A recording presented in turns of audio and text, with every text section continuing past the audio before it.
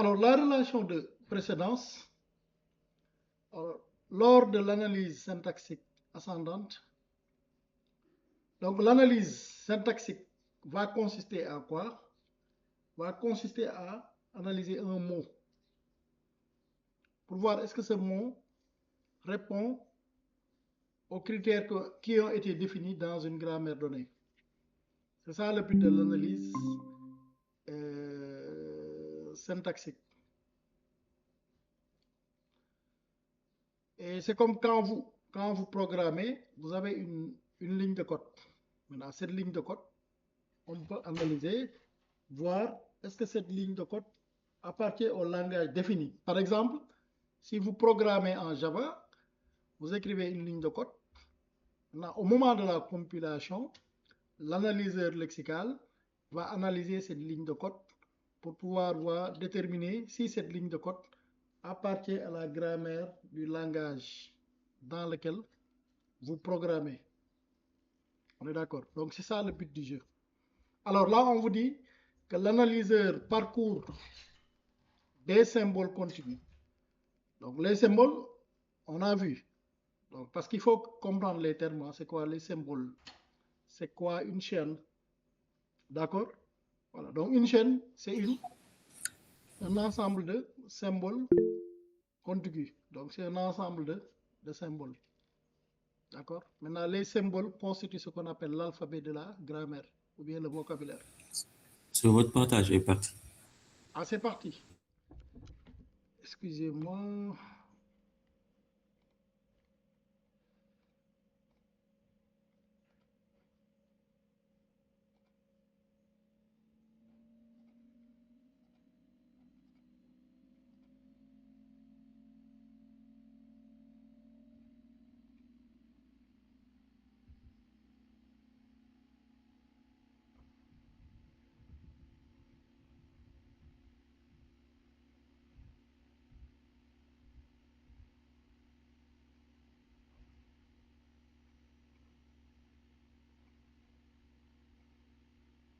C'est bon?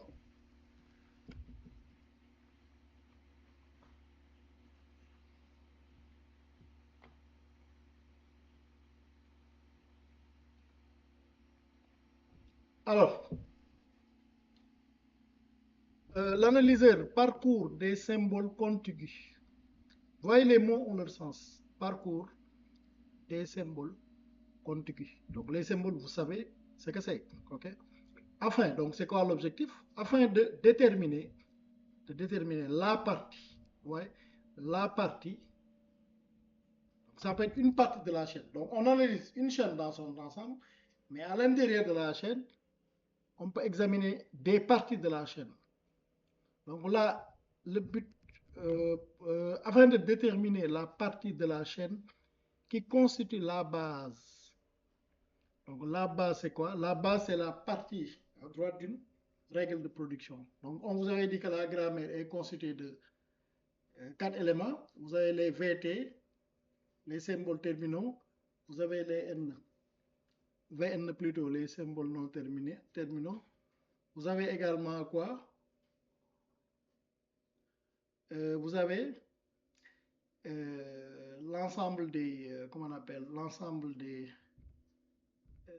je reviens dessus, les P, vous avez les P, P constitue l'ensemble des, on va dire propositions, d'accord, l'ensemble des règles de production, et vous avez le Z qui est le symbole initial. Les propositions, ce sont les P, ce sont les ensembles des règles, quoi. Par exemple, ça, c'est une proposition. Cette ligne également, c'est une proposition. OK? Très bien. Donc, le but, c'est de déterminer la sous-chaîne. Donc, vous avez la chaîne à analyser de base. Maintenant, dans le processus d'analyse de la chaîne, il y a des sous-chaînes qu'on peut détecter. Maintenant, ces sous-chaînes, si elles constituent ce qu'on appelle des bases, ou bien elles correspondent à une base, ou bien à des bases, donc elles sont réduites à cette base-là. Par exemple, si on a deux symboles voisins, RS, En tout cas, dans le mot à analyser. Donc, dans les mots à analyser, on prend les symboles par symbole. Maintenant, à chaque fois, on va avoir deux symboles qui sont contigus. Maintenant, voir pour ces deux symboles contigus, quelles sont les relations de précédence. Très bien. Donc, après, on va parcourir base par base. Si on va au niveau de la première base, on va voir les deux symboles, lesquels appartiennent à cette base. D'accord? Donc, trois situations peuvent se produire. Vous pouvez avoir R qui appartient à la base, ou S qui appartient à la base, ou bien les deux qui appartiennent à cette base. Donc, les relations de précédence sont, vous avez R, comme ça que c'est écrit, le symbole, quoi. R supérieur, point supérieur à S. Donc, dans ce cas, R appartient à la base et S n'appartient pas à la base. C'est-à-dire, si vous rencontrez deux symboles contigus et que dans ces deux symboles, le symbole R appartient à la base et le symbole S n'appartient pas à la base, dans ce cas, on va dire que R sera réduit avant S. R doit être réduit avant S. Vous voyez? Ou encore R a une précédence supérieure à S.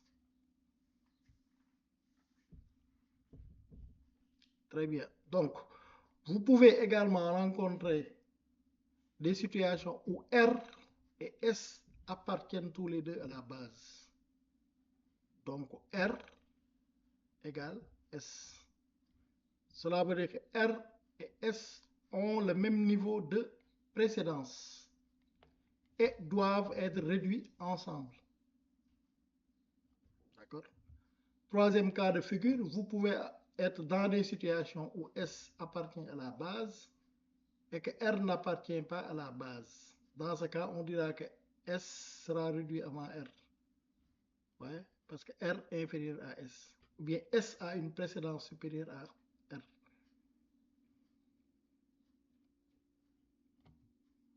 Et vous avez le dernier cas de figure où les deux symboles n'appartiennent pas à la base. Okay, donc dans ce cas, il n'y a aucune relation de précédence qui est définie. Voilà, donc une fois qu'on a établi les règles qui existent entre deux symboles contigus dans une chaîne, donc là, il faut procéder à la construction de ce qu'on appelle du tableau de précédence. La construction du tableau de précédence. Par exemple, là, c'est un exemple qu'on va prendre. Donc, ça, c'est un exemple de grammaire où Z, n'oubliez pas que Z ici, c'est le symbole initial. Donc, on vous avait dit qu'une grammaire, c'est constitué de 4 éléments. VN, VT, P, l'ensemble des règles, et Z, symbole initial. D'accord? Donc, VT, c'est B, parenthèse ouvrante, parenthèse fermante, A, c'est l'ensemble des terminaux. VZ, excusez-moi, VN, c'est l'ensemble des noms terminaux, je veux dire des symboles non terminaux, constitués de Z, M et L.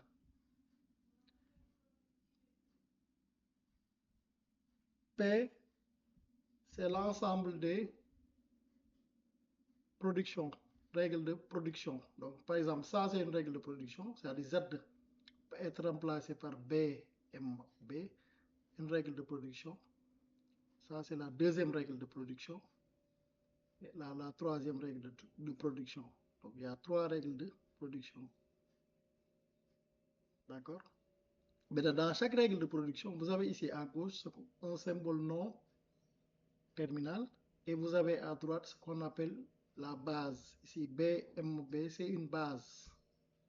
Pour cette règle de production également, cette deuxième règle de production, vous avez un symbole non terminal M et vous avez la base ici. Ça. OK? Et enfin, vous avez la troisième règle de production, vous avez le symbole non terminal L et la base constituée par MA. Donc ça doit être clair. Donc le jargon doit être clair. D'accord? Maintenant, partant de là, c'est un exemple de grammaire qu'on a pris. OK? Maintenant, nous, on va c'est de construire un tableau de précédence de cette grammaire. Maintenant, en quoi faisant? En se basant sur les règles de précédence résumées ici de manière beaucoup plus claire.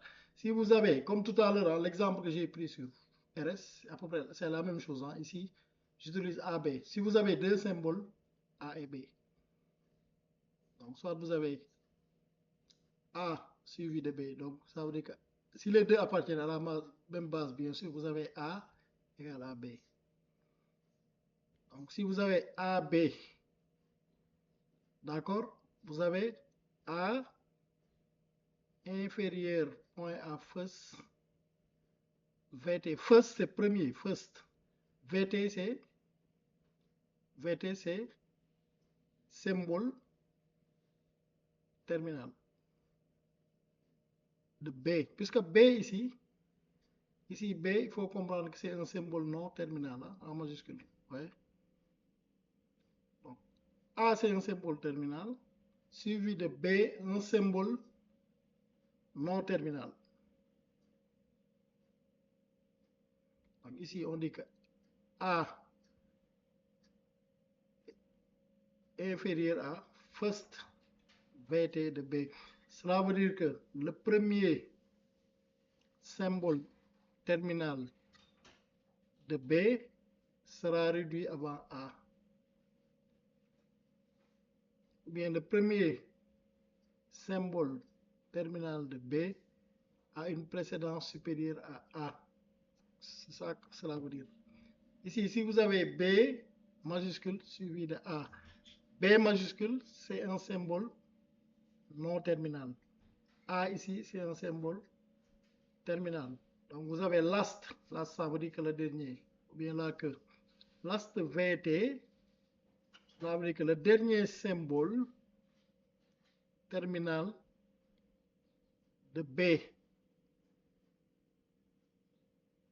sera réduit avant A. C'est cela que ça veut dire. Maintenant, nous allons nous baser sur ça. Essayer d'établir le tableau de précédence. Est-ce que c'est clair jusqu'ici?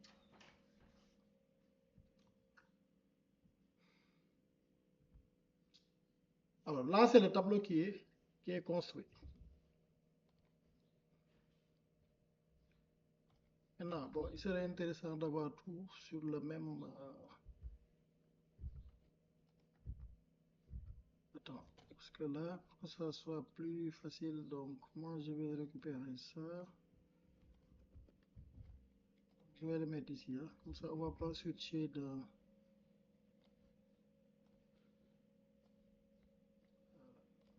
Je mets ceci.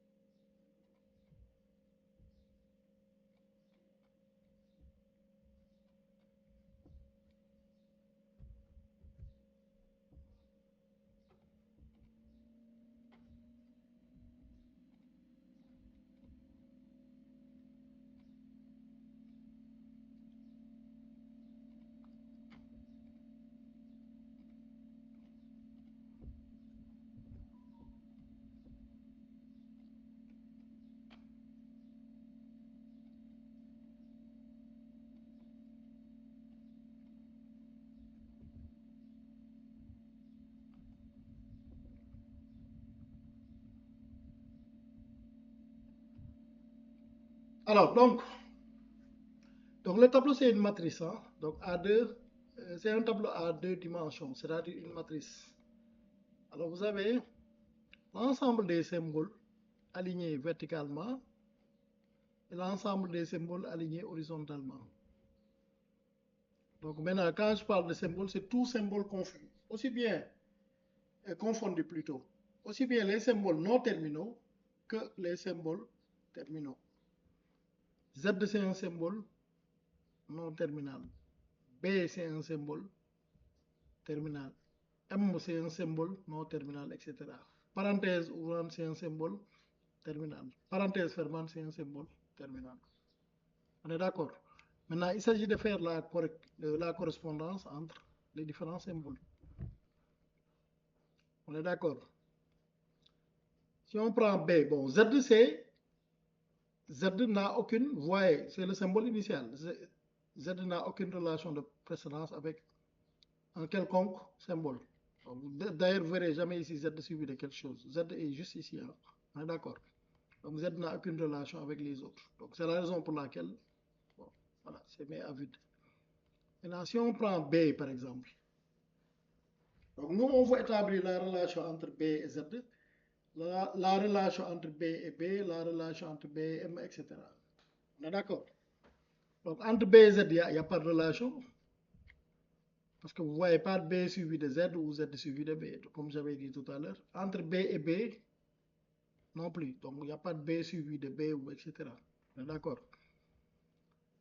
Maintenant, B, si on prend la première règle de production ici, ouais, ici, hein, cette règle de production, qu'est-ce qu'on a? On a B, M. Donc on a la chaîne B, M, B. Donc si vous avez B et M, les deux sont contigus. Le symbole B et le symbole M sont contigus. D'accord? Maintenant, est-ce que B et M appartiennent à la même base? Bien sûr, si on est ici dans cette règle de production, B, M appartiennent à cette base. La base c'est BMB, on est d'accord? Donc B et M appartiennent à cette base. Donc on a dit que B égale à la même précédence que M.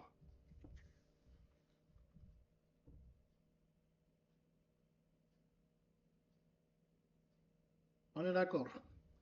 Maintenant, est-ce que B et L ont une relation? Pour ce faire, on va voir B, puisque M c'est un symbole non terminal, on va regarder, on est dans ce cas de figure-là. A ici, c'est un symbole terminal suivi d'un symbole B non terminal. Donc, on est dans ce cas de figure. B, grand M. OK? Est-ce que si on prend par exemple first VT de B, ce sera first VT de M. Maintenant, first VT de M, c'est le premier symbole de M. Ici, le premier symbole de M, c'est quoi? Le premier, bon, je veux que ça soit aussi, voilà. Si vous pouvez contribuer, ça va permettre de voir est-ce que vous comprenez. Parce que là je ne vois pas le fil, hein, si vous pouvez parler directement. Le premier, C'est parenthèse ouvrante ou bien voilà, A. hein, voilà, très bien. Donc le premier symbole de M, c'est parenthèse ouvrante ici. Parce que vous avez la production M peut être réduite à parenthèse ouvrante, L, parenthèse fermante, ou bien A. Donc ici on a deux bases. Ça c'est une base et ça c'est une base. Donc le premier symbole de M, c'est parenthèse ouvrante ou A. Donc cela veut dire que forcément B a une relation avec parenthèse ouvrante. Et on est dans ce cas de figure-là. OK? Donc B inférieur point à first VT. First VT de M, c'est parenthèse ouvrante. Donc B inférieur point à parenthèse ouvrante. Également, B inférieur point à A. Parce que A, c'est aussi un premier symbole de grand M. Donc, du coup, B a trois relations avec, c'est-à-dire avec grand M, avec A et avec parenthèse ouvrante.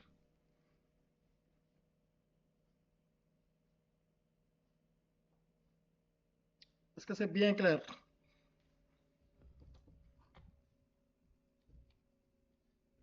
Ok, parfait.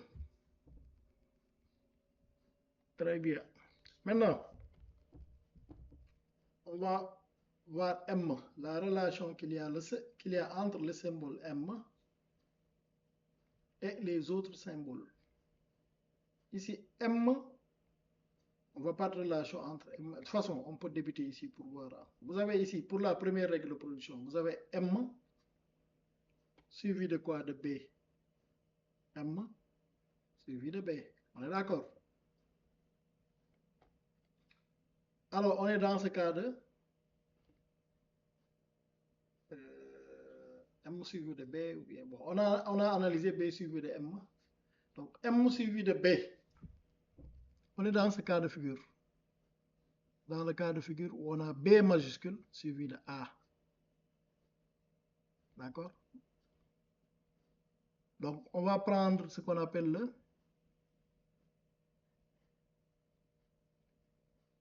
le last. Hein? Last VT de M.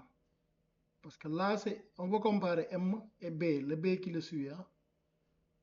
Donc, puisque M, c'est une règle de production, il va falloir aller voir le dernier symbole de M. On est d'accord? Donc, ici, le dernier symbole de M, c'est quoi? C'est parenthèse fermante. M est là. Hein? Parenthèse fermante. Ou bien A. Donc, déjà, M et B appartiennent à la même base. M et B appartiennent à la base. La base, c'est ça. Donc, M égale à B. Ça, c'est une chose.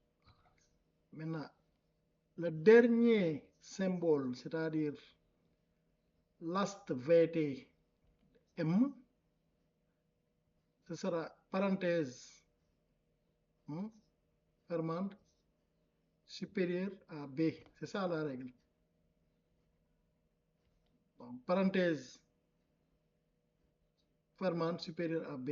Donc, on en profite. Parenthèse fermante, ouais, supérieure à B. Donc, on renseigne ici. Également, A, qui est aussi le dernier symbole de M, est supérieur à B. On en profite. A supérieur à B. Donc, on remplit ici. Donc, c'est comme ça qu'on remplit les cellules.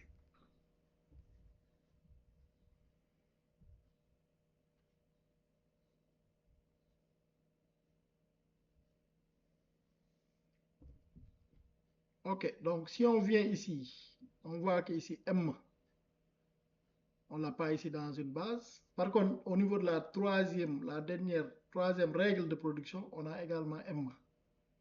Donc, on voit que M et A sont dans la même base. Donc, M égale A. Vous avez M égale A. On est d'accord?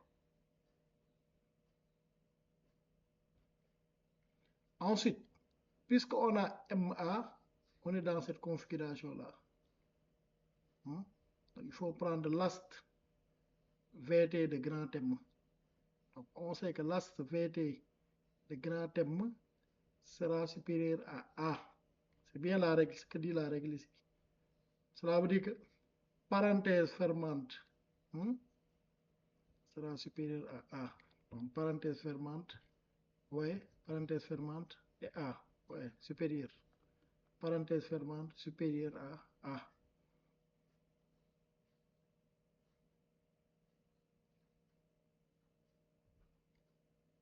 C'est pas encore fini. Puisque aussi le dernier symbole de M, c'est également A, on aura last VT de M supérieur à A. Alors que last VT de M, c'est également A. On est d'accord? Donc A supérieur à A. A supérieur à A.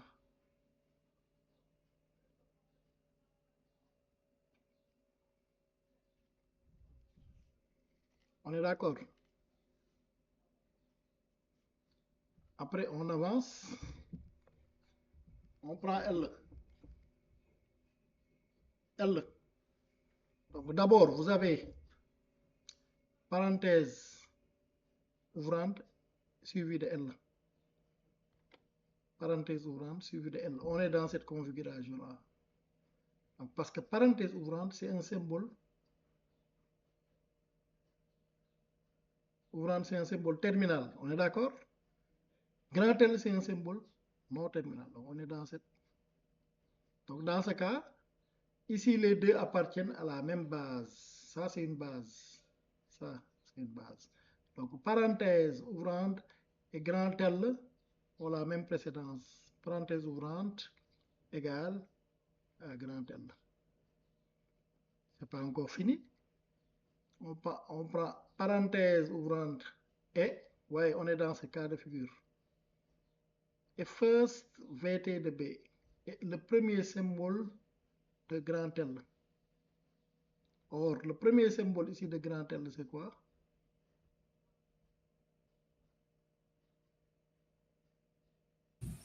M. M. Donc, le premier symbole de grand L, c'est M. Donc, cela veut dire quoi? Puisqu'on est dans cette règle, ça. Donc, parenthèse ouvrante inférieure au premier symbole de L. Parenthèse ouvrante inférieure au premier symbole de L. M. Ouais.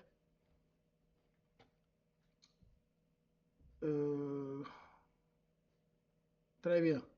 Ensuite, on fait L suivi de parenthèse fermante. Donc, on est dans ce cas de figure. Il faut prendre le dernier symbole de L qui est égal à A, le dernier symbole de L. Vous voyez, L est défini ici. Hein? C'est A, non? D'accord? A. Déjà, vous avez L qui est égal à parenthèse fermante. On est d'accord? Hein? L égale parenthèse fermante. Parce que les deux sont sur la même base. Cette base ici. L est parenthèse fermante. Mais également, vous avez le dernier symbole de L, en l'occurrence A, ici, inférieur à, excusez-moi, on est dans ce cas de figure. Donc, le dernier symbole de L qui est supérieur à, parenthèse ouvrante, le dernier symbole de L c'est A. A supérieur à parenthèse fermante. Donc, pour remplacer ici A supérieur à parenthèse fermante.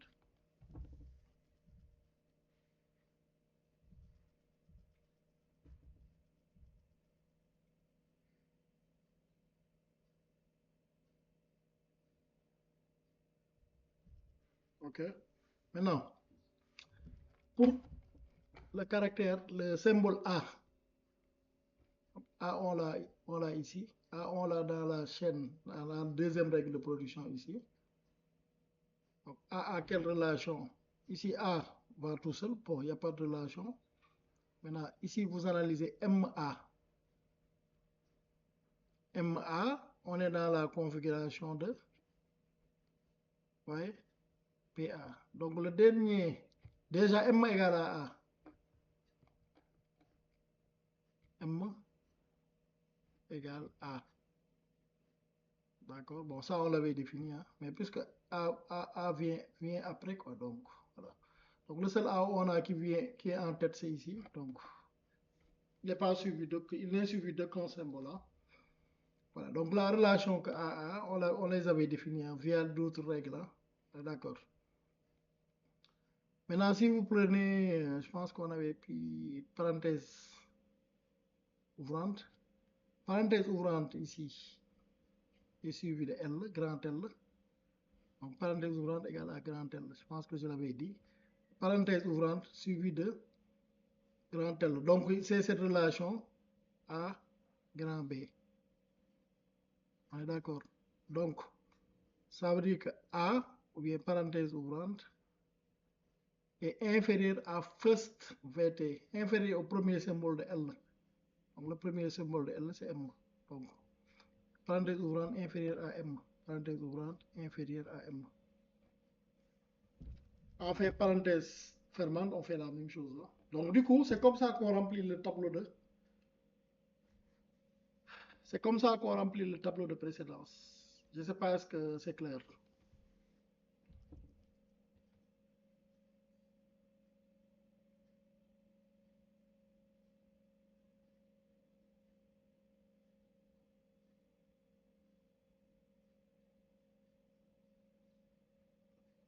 C'est bon. Il y a des questions, il y a des points non clarifiés. C'est bon. Ok. C'est bon que pour Djibril, quoi. Pour les autres, apparemment, ils disent rien, quoi. C'est mitigé pour les autres. Qu'est-ce qui n'est pas clair?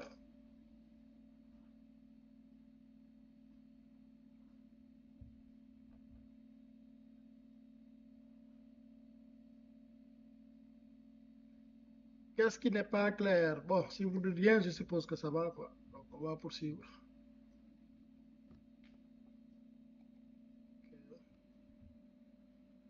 Bon, ça, le tableau de précédence, c'est une chose. Maintenant, vous avez ce qu'on appelle l'algorithme d'analyse syntaxique. L'algorithme d'analyse syntaxique.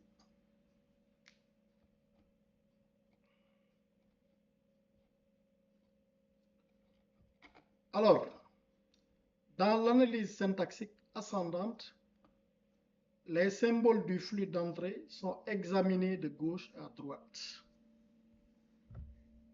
Les symboles du flux d'entrée. Donc, flux d'entrée. Donc, vous avez un flux en entrée qu'on doit analyser. Là, ce flux, c'est un ensemble de symboles. C'est une suite de symboles. Ce sont ces symboles qu'on va analyser, un par un. Maintenant, de la gauche vers la droite.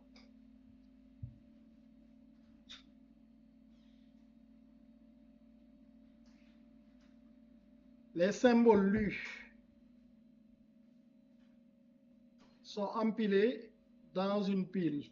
Les symboles lus. Donc, ça veut dire quoi? Ça veut dire qu'il y a un flux d'entrée. Dans ce flux d'entrée, on lit. Je vous ai dit que le flux d'entrée est constitué de symboles. D'accord? Les symboles sont lus un par un. D'accord? Maintenant, à chaque symbole lu, les symboles lus sont empilés dans une pile. Donc, cela veut dire que vous avez le flux d'entrée, vous avez une pile aussi à côté. Donc, vous avez le flux d'entrée à analyser, vous avez une pile à côté. Donc, le premier symbole qui est lu, il est mis dans une pile, il est empilé. Maintenant, le symbole lu et empilé, bien, est mis dans une pile tant que, c'est important, tant que le symbole situé au sommet de la pile n'est pas en relation de précédence supérieure avec le symbole suivant de l'entrée. Donc, vous avez deux aspects. Vous avez le flux d'entrée, vous avez la pile. Vous avez le symbole qui est en tête de la pile. Vous avez le symbole qui est lu. Donc là, il va falloir faire la part des deux choses. Vous avez le flux d'entrée, vous avez une pile à côté. On lit le flux d'entrée, symbole par symbole. Donc, le flux, on prend la tête du flux. Donc, c'est-à-dire le symbole qui est en tête du flux. C'est comme ça qu'il faut le comprendre. On le prend. Maintenant, on le compare. On le compare au symbole qui se trouve au sommet de la pile. Maintenant, si le symbole qui est lu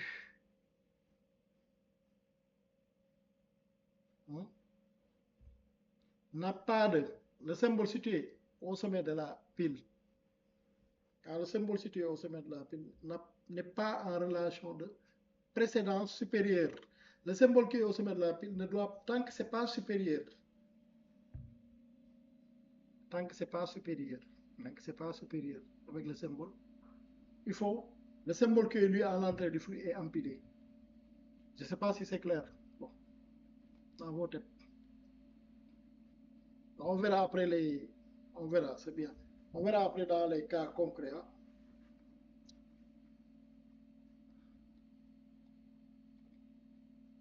Autrement dit, lorsque l'on obtient une relation, par exemple, R supérieur à S, ici le symbole situé au sommet de la pile, R c'est le symbole situé au sommet de la pile. Quand on a, excusez-moi, quand on a cette relation R supérieure à S, cela signifie que le symbole R qui est situé au sommet de la pile marque la fin d'une base.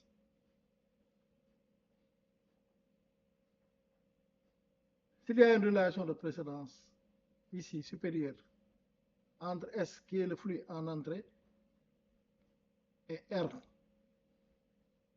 qui est le flux, qui est le sommet. Donc, parce qu'on avait dit tant que cette condition n'était pas réalisée, tant que R n'est pas supérieur à S, on peut continuer à empiler. Maintenant, si cette situation se produit, dans ce cas, cela veut dire que parmi la chaîne qui se trouve au niveau de la pile, forcément, il y a une sous-chaîne qui constitue une base, c'est-à-dire qui peut être réduite. C'est ça que cela veut dire. Donc la totalité de la base ou bien d'une base se trouve alors déjà dans la pile. Alors que fait l'analyseur? Il recherche cette base parmi les parties droites des règles de production. Donc les parties droites des règles de production, je vous avais dit les règles de production. Par exemple, ça c'est une règle de production, ça c'est une règle de production, ça c'est une règle de production.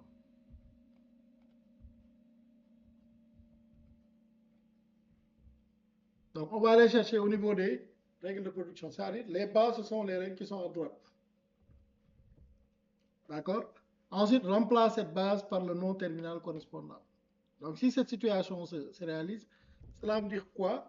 Cela veut dire qu'il y a une sous-chaîne de la pile qui est en train d'être constituée, qui correspond à un nom terminal, qu'il va falloir aller remplacer. Maintenant, une fois qu'on a identifié cette sous-chaîne parmi les règles de production, on va faire une réduction. Donc cette partie de symbole-là qui constitue une base comment on appelle, est dépilée pour empiler le nom terminal lui correspondant. Donc cette opération est appelée une réduction.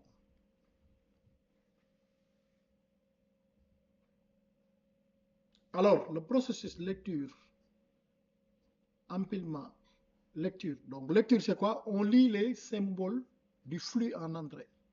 Empilement c'est le symbole qui est empilé au niveau de la pile.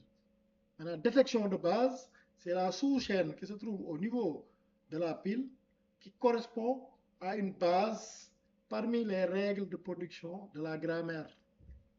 Et enfin, réduction, si on a détecté une base ou bien une sous-chaîne correspondant à une base d'une règle de production, cette sous-chaîne est réduite au symbole non terminal correspondant. Maintenant, ce processus est répété jusqu'à ce que la pile contienne uniquement le symbole initial Z.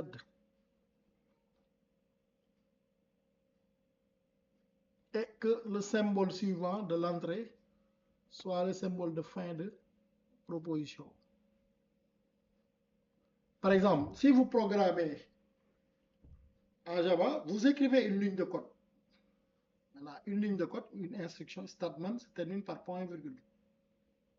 Point virgule, ça peut être un symbole de fin de production. Si vous êtes dans Python, vous programmez à la fin de la ligne de code, vous mettez entrée. Vous savez qu'entrée, c'est un symbole, c'est un caractère. Ça également sera identifié comme un symbole de fin de proposition. On est d'accord? Alors, si cette situation se présente, on dit que la chaîne est reconnue comme syntaxiquement correcte. La chaîne est reconnue comme syntaxiquement correcte. C'est comme votre ligne de code. Le compilateur va analyser ligne de code par ligne de code. Chaque ligne de code, il va voir est-ce que c'est correct. Est-ce que c'est syntaxiquement correct. C'est comme ça qu'elle fait jusqu'à ce que tout le programme soit analysé. S'il n'y a pas d'erreur syntaxique, il considère que le programme est bon. Est-ce que c'est bon sur l'explication? On va appuyer ça par schéma. OK. Il n'y a que Djibril qui réagit là, les autres.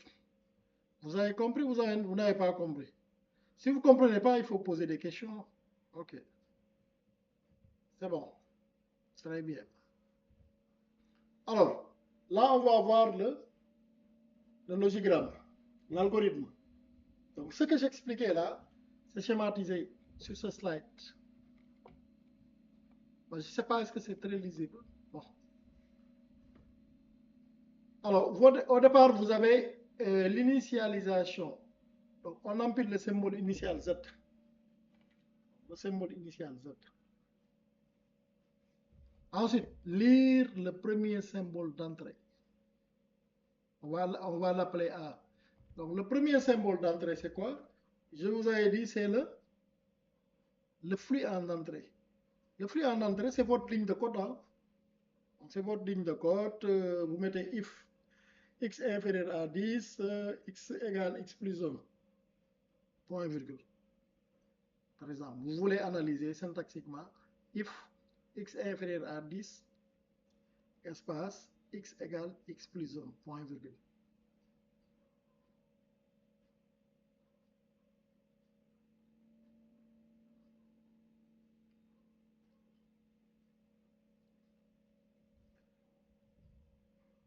Maintenant, comme on vous dit que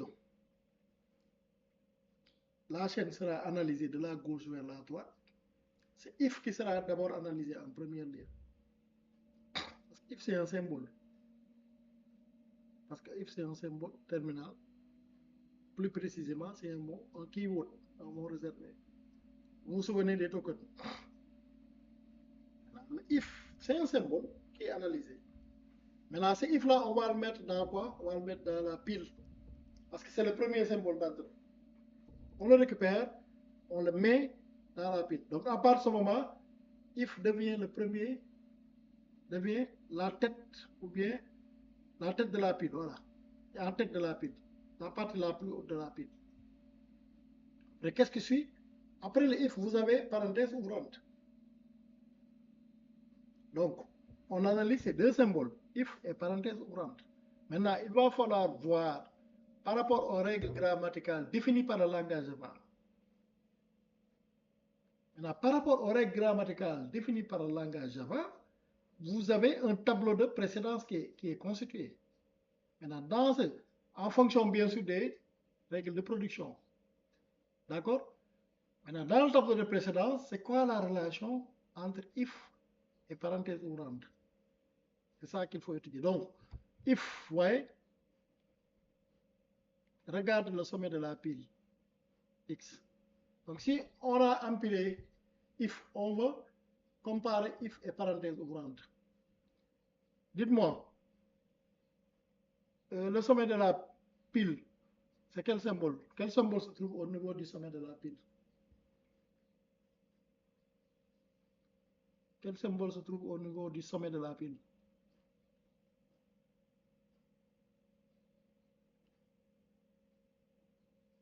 Si par exemple j'ai if,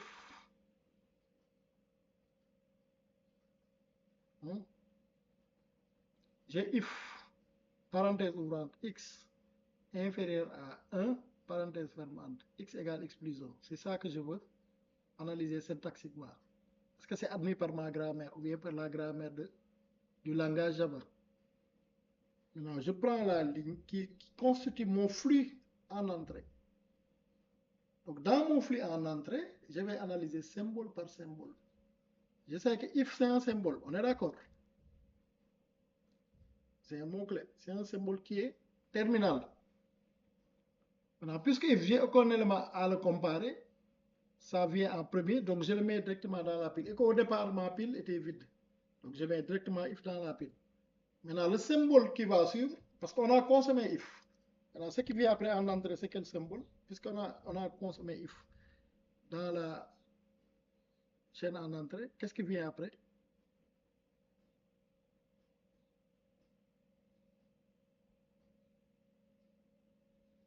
Vous ne suivez pas là. Je ne vous sens pas là. Qu'est-ce qui vient après? Si ce n'est pas interactif, ce n'est pas intéressant. Il faut savoir est-ce que vous suivez. Qu'est-ce qui vient après le if? Dans l'exemple que j'ai donné. Si vous écrivez sur le fil, je ne vois pas parce que vous pouvez parler directement.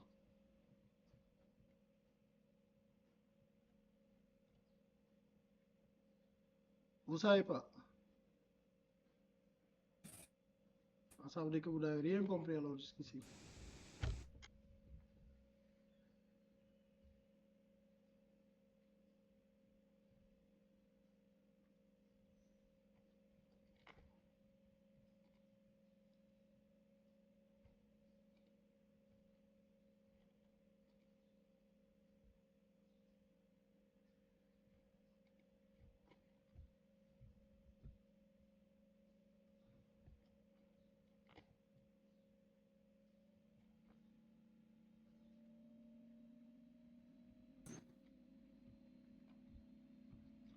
Qu'est-ce qui vient après le if?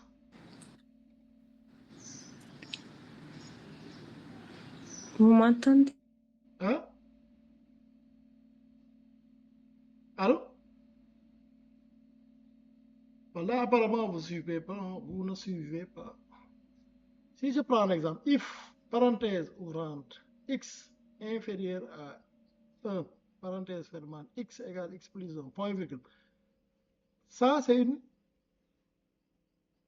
ligne de code non, en Java. On est d'accord? Maintenant, je vous explique comment l'analyseur fonctionne et ce qu'on est en train de faire. Donc, juste pour faire le link avec ce que vous avez l'habitude de faire. Comment l'analyseur va le traiter? Il va prendre cette ligne de code-là. C'est le flux en entrée. Quand il va prendre dans cette ligne de code. L'analyseur va prendre de la gauche vers la droite. Donc, le premier symbole à gauche de if, machin, etc., c'est if. Il va prendre le symbole if, il va le mettre dans une pile à côté. Bon, au départ, la pile est vide. Maintenant, après, s'il analyse Ici, on ne voit pas votre écran. Comment?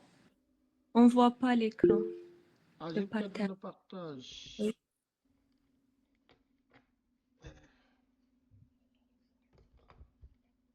Excusez-moi.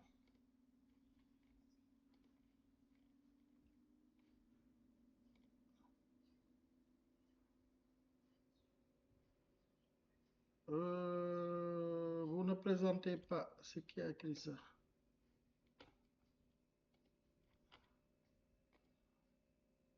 J'ai perdu la console.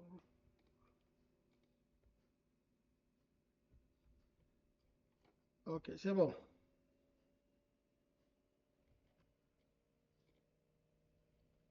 Très bien. Je viens dans...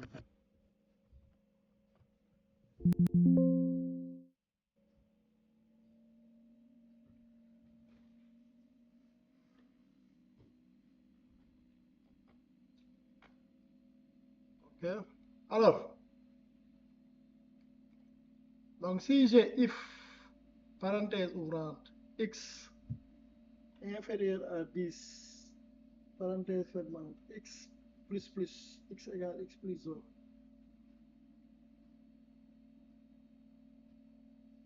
Je vais analyser syntaxiquement cette ligne de code. Maintenant, cette ligne de code constitue un flux en entrée par rapport à l'analyseur syntaxique. Maintenant, également, cette ligne de code est composée d'un ensemble de symboles. If c'est un symbole, parenthèse ouvrante c'est un symbole, x c'est un symbole, etc. Maintenant, la première chose que l'analyseur va faire, il va lire le symbole en tête du flux. Le premier symbole en tête du flux, c'est if. Après, il va le consommer Ok? Alors, quand il va le consommer, après, il va voir au niveau de la pile. Donc, je vous avais dit, il y a deux entités. Il y a le flux et il y a une pile à côté. Il va prendre le if, il va le mettre dans une pile. Donc, si au départ, la pile est vide, il met dans une pile. Maintenant, après, l'analyseur va prendre le flux, le symbole suivant du flux en entrée. Le symbole suivant du flux en entrée, c'est quoi?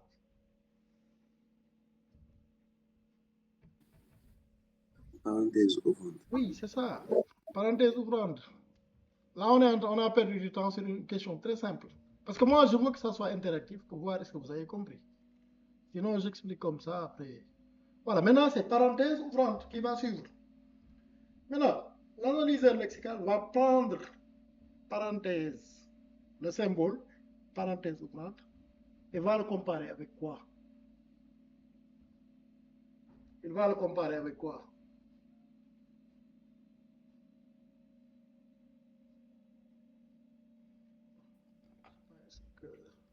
Avec le symbole if. Avec? Le symbole if. Avec le symbole if, très bien. Il va le comparer avec le symbole if. Maintenant, que représente if, le symbole if, par rapport à la pile? Que représente le symbole if par rapport à la pile?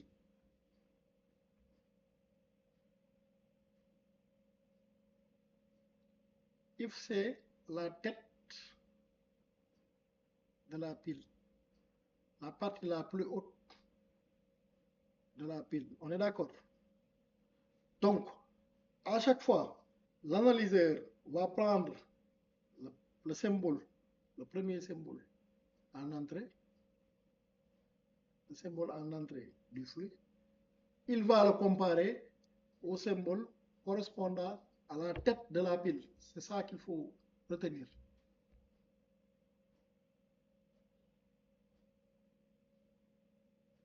Donc, vous voyez ici dans l'algorithme, qu'est-ce qu'on dit? Regardez le sommet de la pile X. Le sommet de la pile X. Et le symbole courant d'entrée A. Le symbole courant d'entrée A. Ici, dans notre cas, le symbole courant d'entrée ici, c'est parenthèse ouvrante. Ici, le sommet de la pile ici, dans notre cas, c'est quoi? C'est if. Maintenant, après, il pose la question. Quelle est la relation de précédence entre X et A? Quelle est la relation de précédence entre X et A? Donc, entre if et parenthèse ouvrante. Donc là, on est en train d'analyser deux symboles contigus, if et parenthèse ouvrante. Maintenant, il va falloir retourner dans le tableau de précédence pour voir la relation de précédence entre if et parenthèse ouvrante. On est d'accord?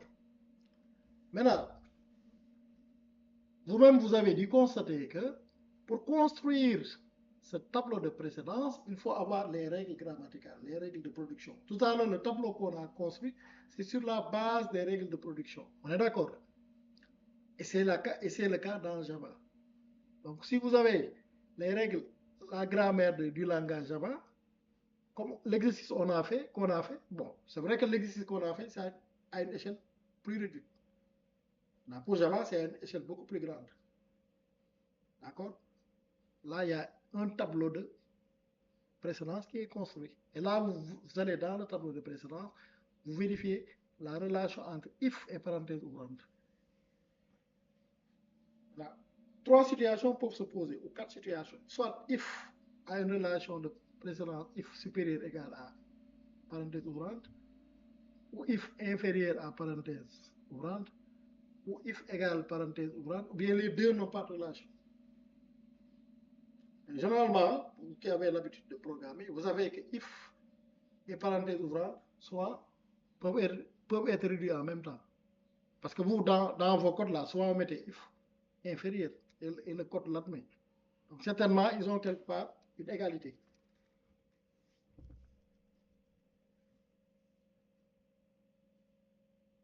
Donc, dans ce cas, il va avoir si x égale a, c'est-à-dire si if égale parenthèse ouvrante. Cela veut dire que si les deux symboles peuvent être retrouvés dans une des règles de production, dans la même base, c'est ce que cela signifie.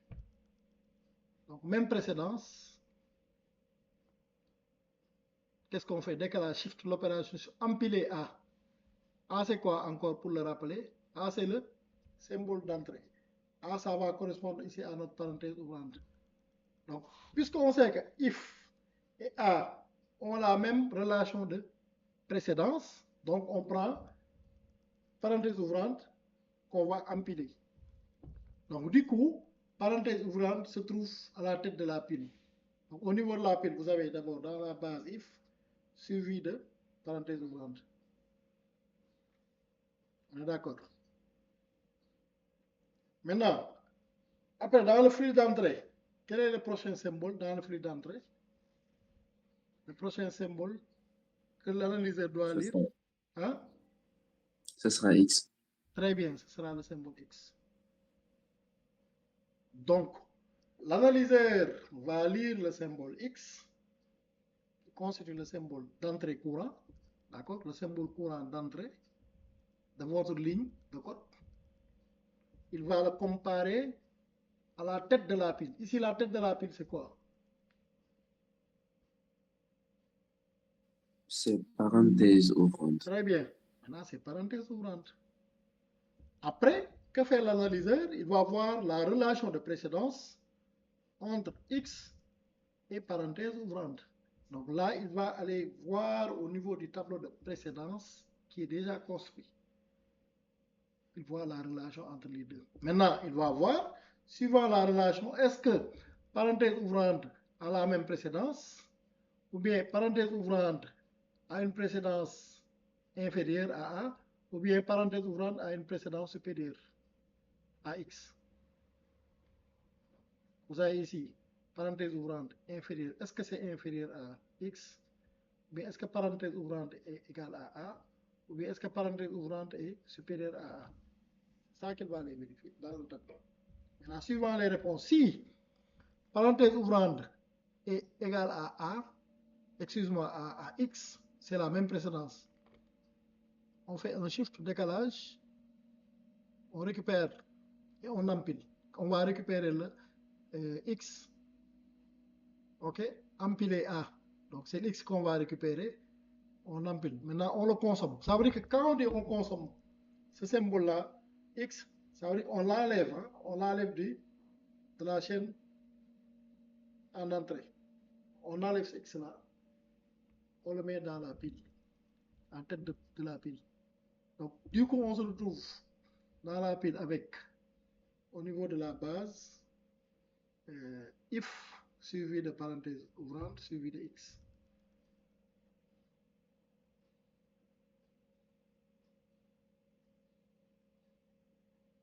Ok. Ensuite, on continue. Au niveau de le prochain symbole à lire au niveau de notre flux en entrée ou bien de notre ligne de code, ce sera quel symbole?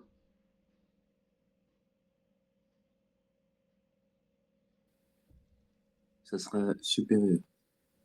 Oui, c'est X supérieur, oui, supérieur. Ce sera supérieur. Dans ce cas, on va prendre le symbole supérieur qui constitue le symbole courant d'entrée de notre ligne de code ou bien de notre flux à analyser. On va comparer à quoi?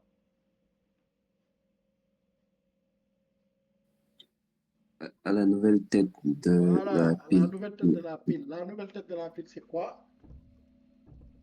C'est X. Très bien, c'est X. Maintenant, pour comparer deux, il faut aller voir le tableau de précédence et voir la relation. Maintenant, toujours trois cas peuvent se produire. Vous voyez la question ici.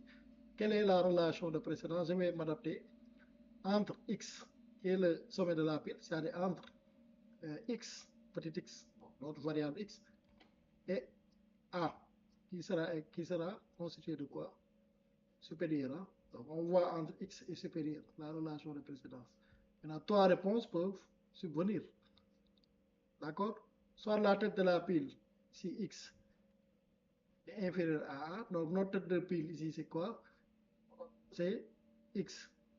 Maintenant, notre entrée courant, symbole courant d'entrée, ici c'est supérieur. Est-ce que x est inférieur à supérieur? Bon. Est-ce que x égale à supérieur? En termes de précédence, bien sûr.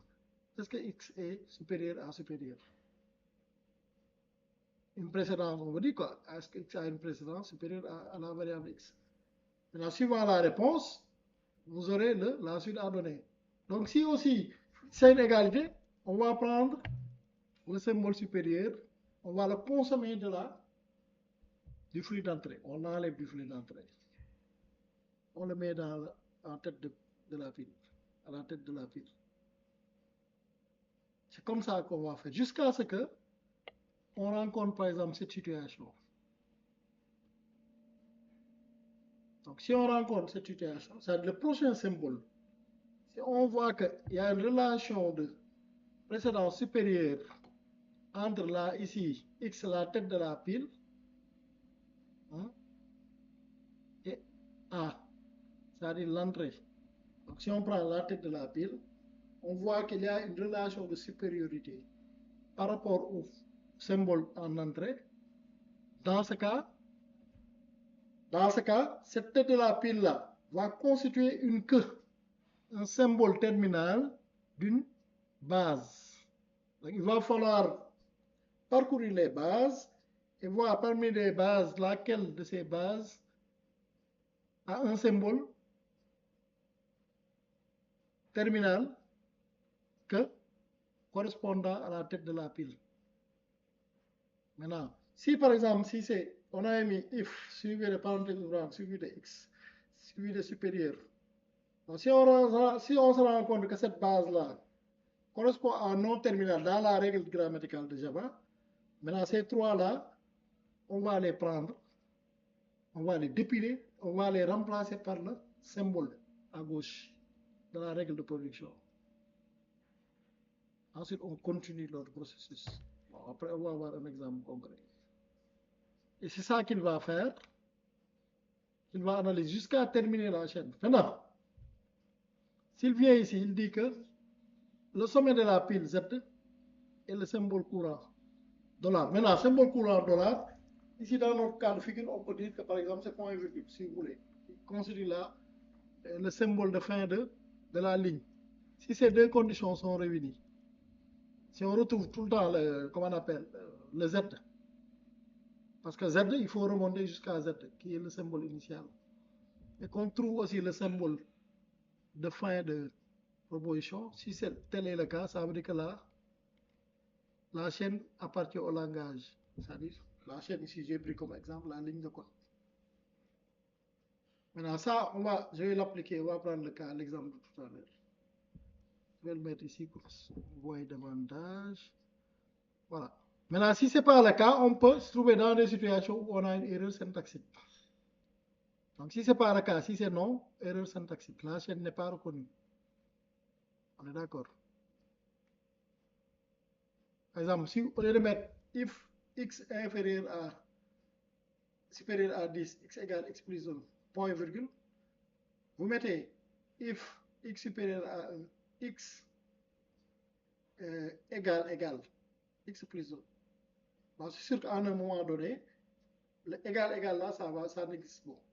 En tout cas, ça peut exister, mais dans le cadre de test if, mais pas dans le cadre d'une expression. Dans le cadre d'un test, vous pouvez mettre if x égale. Maintenant, dans le cadre d'une instruction, x égale, ça ne se fait pas. Donc, si on utilise la même logique, on va se retrouver ici, dans cette situation erreur syntaxique. Dire que la chaîne n'est pas reconnue. Donc, si on reprend l'exemple, par exemple,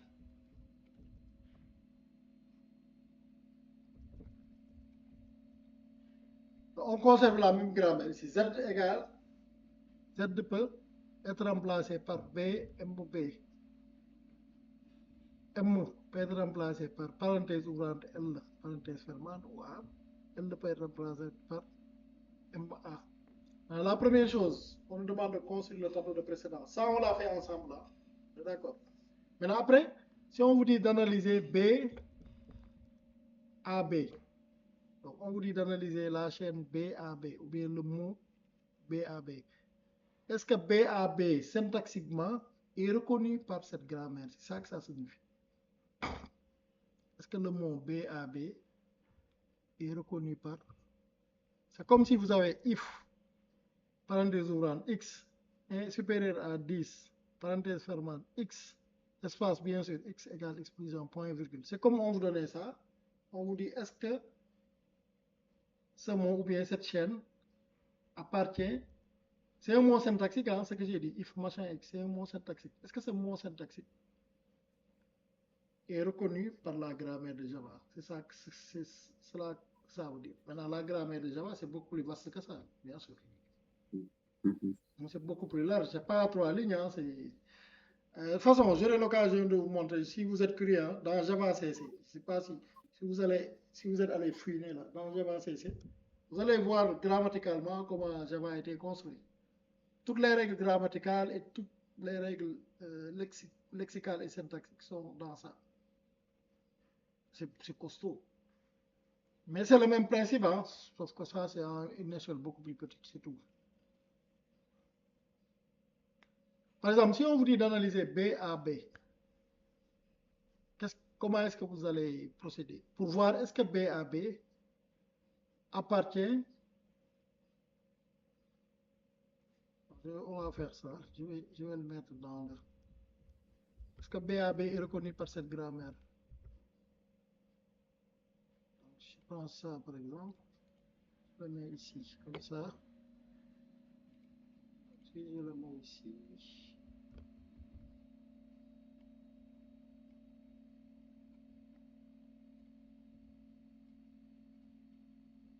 BAB. Voilà. Donc, si on parle de BAB, comment est-ce que vous allez l'analyser? Voilà. Un cas très simple, BAB. Comment est-ce que, si on vous demande est-ce que BAB est reconnu, est-ce que ce mot syntaxiquement est reconnu par cette grammaire? Suivant, comment est-ce que vous allez procéder? Allez, quelqu'un, attendez, pour voir si vous avez compris. Donc, on prend le B et on part dans le tableau de précédence. On voit la relation avec le A. Voilà, donc BAB va constituer votre flux d'entrée. D'accord? Oui. Voilà. Donc BAB, c'est votre flux d'entrée. C'est ce BAB-là qui va être analysé par l'analyseur syntaxique. On est d'accord? Très bien. Maintenant, vous avez aussi à côté une pile. Je ne sais pas si j'ai un truc pour dessiner là.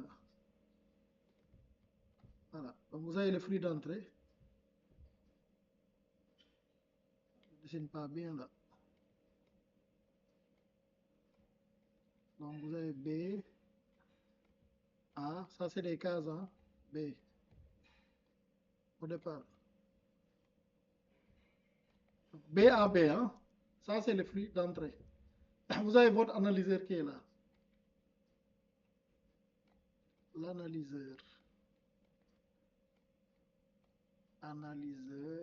Bon, voilà. Analyseur syntaxique, hein, comprenez.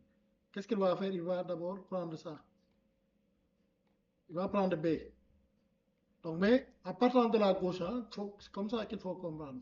C'est le B là qu'il va prendre. Ah, d'accord, le premier B de gauche, c'est celui-là. Ici, on a une pile. Bon, si au départ, la pile est vide, hein, c'est pour nous. Une pile, c'est dynamique. Donc,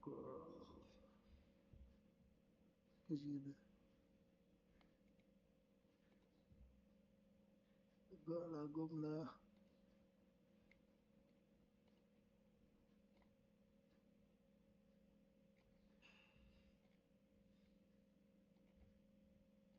Donc, pour le moment, j'ai une pile. Pour le moment, c'est vide la pile, hein, je ne mets rien, je fais comme ça.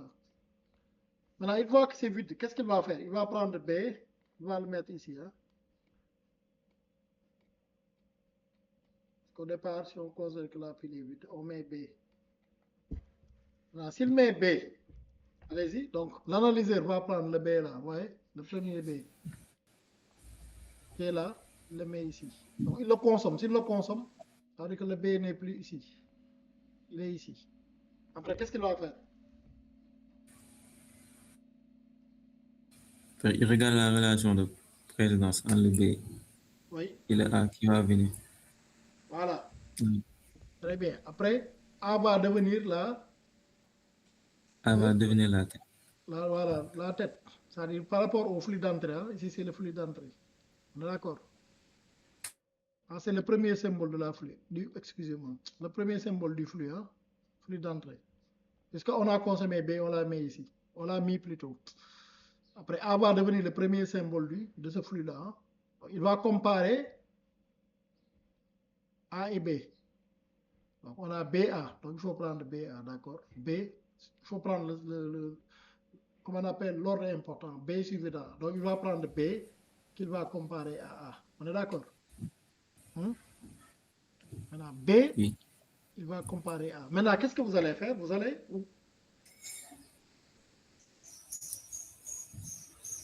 Qu'est-ce qu'il faut faire? Maintenant, ici, vous avez, ici, dans l'algorithme, vous avez la tête de la pile, c'est B, et le symbole courant d'entrée, c'est A. Donc, la question, c'est quelle est la relation entre la tête de la pile, B, et le symbole A? Donc, qu'est-ce qu'il faut faire? On regarde dans le tableau de précédence. Très bien, il faut aller dans le tableau de précédence. On va faire ça. Maintenant, B, A. Quelle est la relation? B inférieur à A. On est d'accord? B, ouais, B. Il faut lire d'abord ici. Et Hein.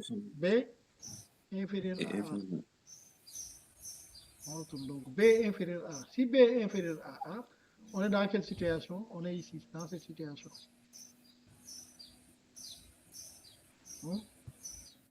Quelle est la relation entre X? X ici c'est B et A. X. B inférieur à A. Donc B inférieur, on est dans cette relation. Décalage empilé. A. A c'est quoi? La tête. Donc il faut empiler ici. On est dans cette situation. X inférieur à A. Nous, dans notre cas, c'est A inférieur à B. C'est bien ça. Non, oh, excusez-moi. B inférieur à A. C'est-à-dire X est le sommet de la pile. B inférieur à A. Donc il faut, on est dans cette situation. Qu'est-ce qu'il faut faire? Empiler A. Ça, il faut le consommer. Il faut que l'analyseur récupère ça. Il faut qu'il récupère ça et qu'il le mette ici. Donc du coup, on a la nouvelle pile ici A. Ici, A n'existe plus. Il va rester quoi? Qu'est-ce qu'il va rester? Au niveau du flux? On va essayer le B. Il reste le B, très bien. Donc, on a analysé ça, ouais. Il reste le B là. Qu'est-ce qu'il va faire? Donc, vu que A c'est la nouvelle tête, on va comparer. On va voir la relation de précédence entre le A là Très bien. et le B. Très bien. Donc A est la nouvelle tête de la pile. Donc l'analyseur va comparer A et l'entrée courante, le symbole courant, d'accord, qui est ici, qui est B. D'accord? Relation entre A et B. Il faut vérifier. A, voyez A et B. A, c'est quelle relation? A supérieur à B. On est d'accord? A supérieur à B. C'est cette relation qui existe. On revient ici au niveau de l'algorithme. A, c'est la tête de la pile. Hein? Ouais. Quelle est la relation entre X? Ici, X, c'est la tête de la pile et A. Maintenant, si X est supérieur à A, on est dans cette configuration. La tête de la pile est supérieure au symbole courant d'entrée. Donc, la tête de la pile A est bien supérieure à B. On est d'accord? Maintenant, qu'est-ce qui va se passer? On nous dit réduction. Il y a une opération de réduction. Ça veut dire que s'il y a une opération de réduction, cela veut dire que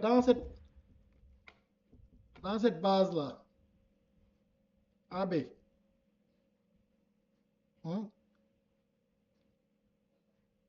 identifiée dans la pile, la base se terminant par X. La base se terminant par X. X, je rappelle, c'est quoi? C'est le sommet de la pile. Est-ce qu'il y a une base se terminant par A? Ici, est-ce qu'il y a une base se terminant par A? Oui, Oui. Laquelle? le M. Très bien, M. Eh, Hmm? C'est quoi? M. Vous avez M. Oui. Et la base L. Et la base L. Mais dans ce cas, oui, mais là, ça terminant par A, mais vous n'avez pas MA. Regardez, ici, par exemple, ce qu'il va falloir chercher, vous cherchez, par exemple, si vous prenez la chaîne BA, vous pouvez le réduire à quoi ici? BA, cette sous-chaîne-là, est-ce qu'elle existe ici? BA, ça n'existe pas. Est-ce qu'il y a une base correspondant à BA ici? Si vous prenez BA. Parce que ce qu'on vous dit, c'est qu'on peut identifier une base, une sous-chaîne ici, au niveau de la pile.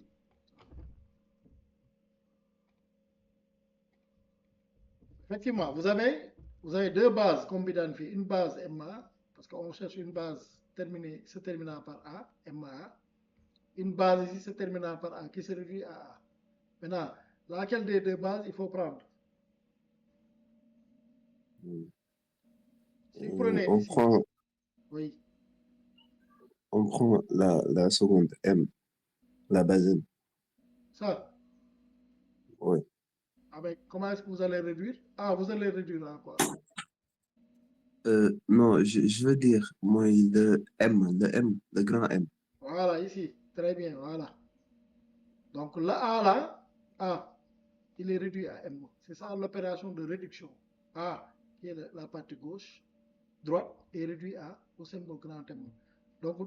Donc ça veut dire qu'on va dépiler le A, ce qu'on dit, trouver la règle U égale à bêta telle que bêta soit une base. Donc ici A c'est une base. Ça c'est une base. Donc, on a trouvé la règle. OK? Remplacer bêta par U. Donc nous, la règle qu'on a trouvée, c'est M égale A. Donc ça veut dire qu'il faut remplacer A par grand M. Donc là, du coup, notre pile va devenir. Donc notre pile là, hein, le A, on va le remplacer par M. Donc ce qu'on va faire, ça c'est une correspondance. Hein, c'est toujours notre pile là. Vous avez le B ici. Et le A, vous avez le A là. A, on remplace, on l'enlève au dépile. Vous dépilez A et vous mettez grand M.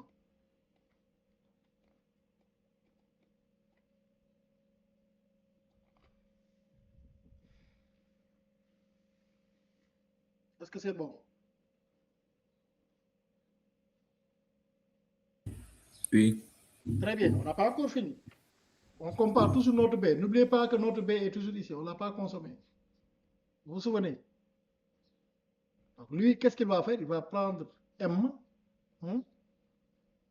M, c'est-à-dire la tête de la pile désormais, c'est M. Il va le comparer au B. Le B qui était là tout à l'heure, on ne l'a pas encore consommé. Parce que quand on a comparé A et B, on a vu que A est supérieur à B. On ne pouvait pas empiler. Donc, il fallait faire une réduction. Et non pas empiler, mais réduire. Donc, quand on a réduit, on a M. Maintenant, on va toujours comparer le B là, qui est le symbole toujours courant du flux. On va le comparer à M. On va comparer plutôt M à B, excusez-moi. M à B. Maintenant, dans la relation de précédence entre M, qui est la tête de la pile, et B qui est le symbole courant du flux en entrée. M, vous voyez M ici.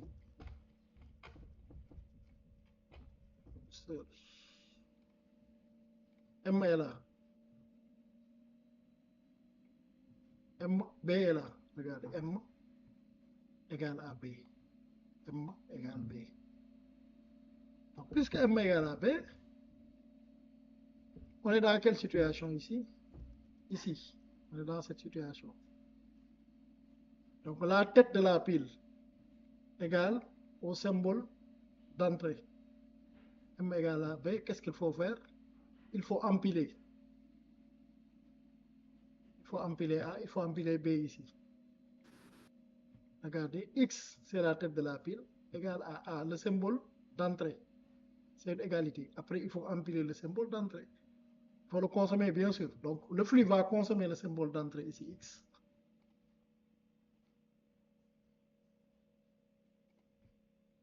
Il va le consommer. Après, il va le mettre ici. Vous avez ici B. Donc, la pile maintenant, c'est 3 éléments. Vous avez B, M, B.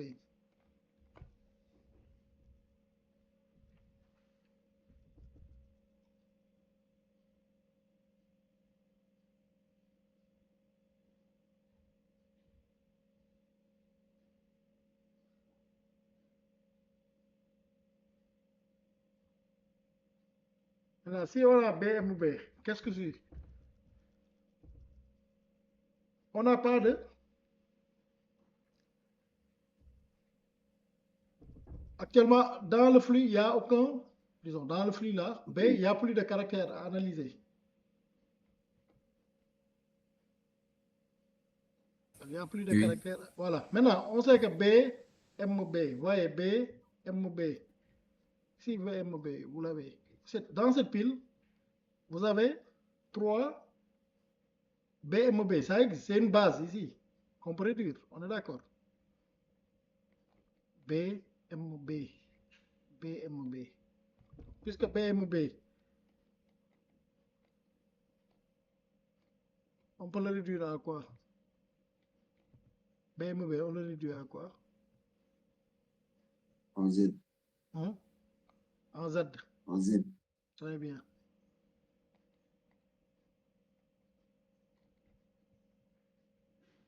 On le réduit à Z.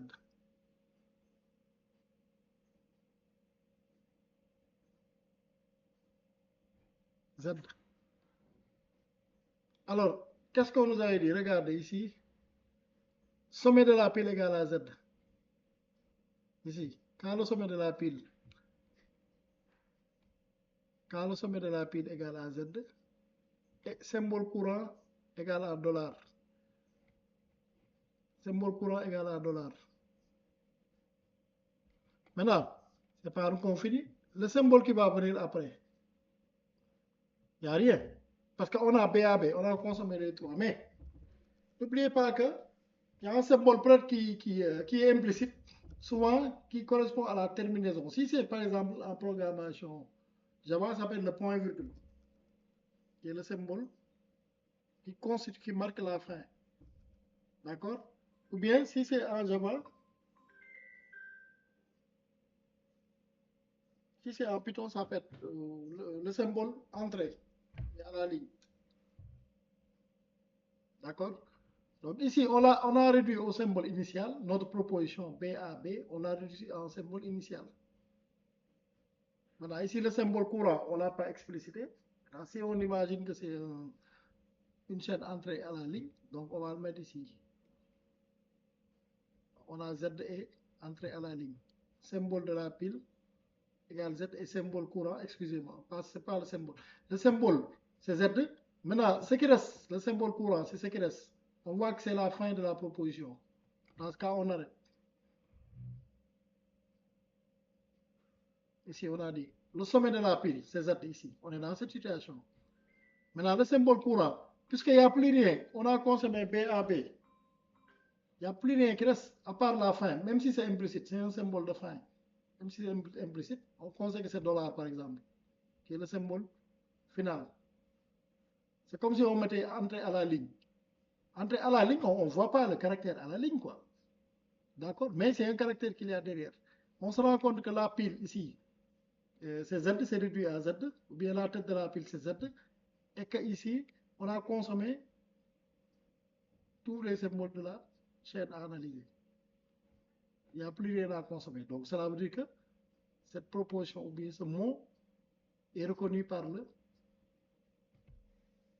la grammaire, appartient à la grammaire.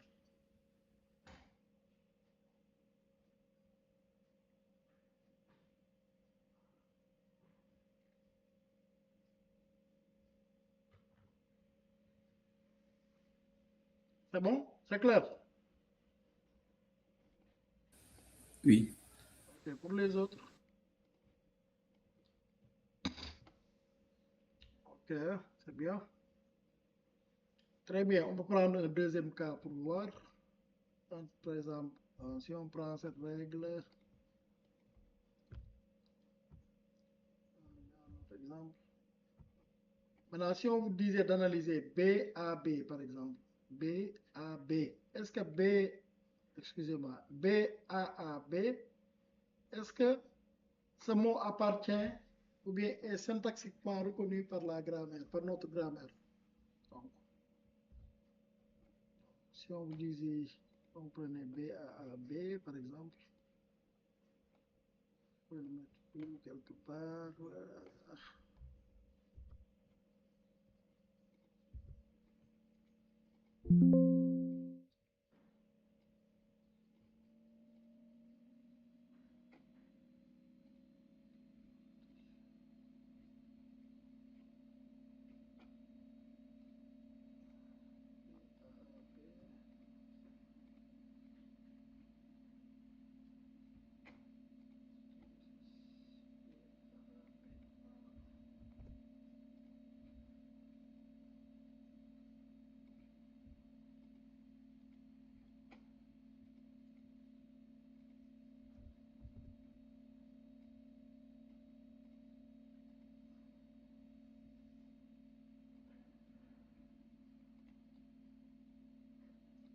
Très bien. Si on vous disait d'analyser B à B,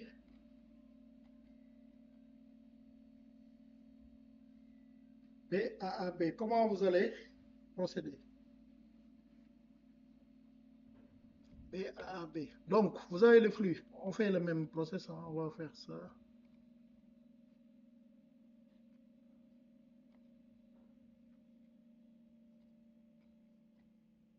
B à B, voyez le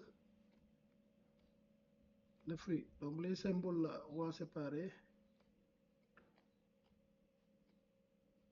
Voilà, c'est ça. Bon, j'enlève le. Bon. Oh, je reprends. Je fais ça. Donc, je vais construire mon flux en entrée. Donc, il y a 4 symboles. 1, B,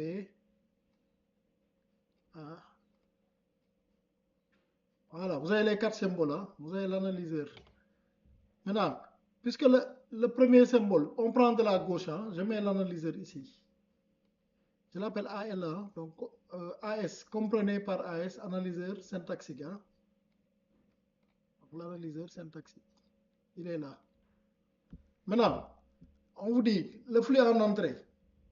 Donc, mon mot sera analysé de la gauche vers la droite. Donc, le premier symbole de mon flux en entrée, c'est B. Donc, j'ai ma pile ici, hein, à côté, pile. Au départ, si on considère que la pile est vide, qu'est-ce qu'on va faire? L'analyseur va prendre ici B. Qu'est-ce qu'il va faire?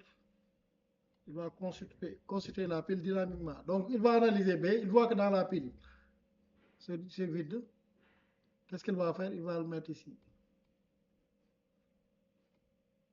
Donc, vous avez B ici, au départ, B.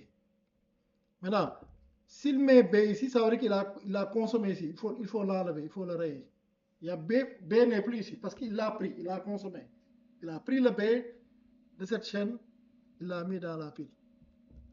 Après, il va passer à A. Donc ça veut dire que le symbole courant du flux, c'est A. Qu'est-ce qu'il va faire? Il va prendre B. Quelle est la relation entre B et A? Ça, c'est un point d'interrogation, quoi. Entre B et A. Donc, la tête de la pile et le symbole courant. C'est quoi la relation? Dans ce cas, il va falloir aller chercher au niveau voilà, du tableau de précédence. Vous avez B ici, qui est inférieur à A. B inférieur à A. Très bien. On va dans l'algorithme.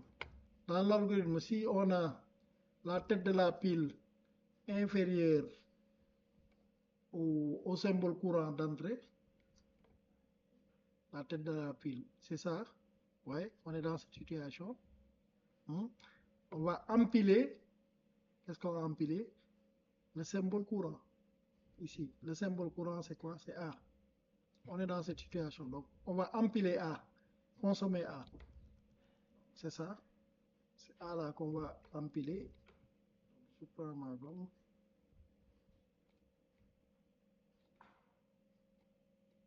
Donc, ce qu'on va faire, A, on va le mettre ici.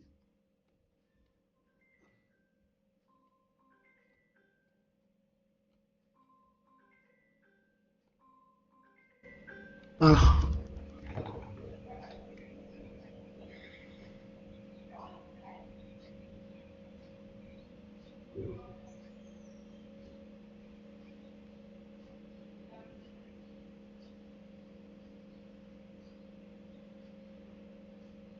Maintenant, quelle est la relation entre B et A? Excusez-moi. Donc, on a empilé A. Hein? Qu'est-ce qui reste? Il va rester, maintenant, le prochain symbole, c'est A. C'est ce A-là. On est d'accord? Maintenant, on va voir la relation entre A et A. Le A là, la tête de la pile, et le A là, qui est le symbole, le prochain symbole. Ouais, c'est le A là. On va voir dans le tableau de précédence entre A et A. Ici, on a A est supérieur à A. A supérieur à A. On est d'accord? Donc, on a A supérieur à A. Maintenant, qu'est-ce qui se passe? Si la tête de la pile est supérieure au symbole courant, on est dans cette situation. Ici, dans la tête de la pile, cette situation-là est supérieure à l'entrée courant. Qu'est-ce qui va se passer? Réduction. Identifier dans la pile la base se terminant par X.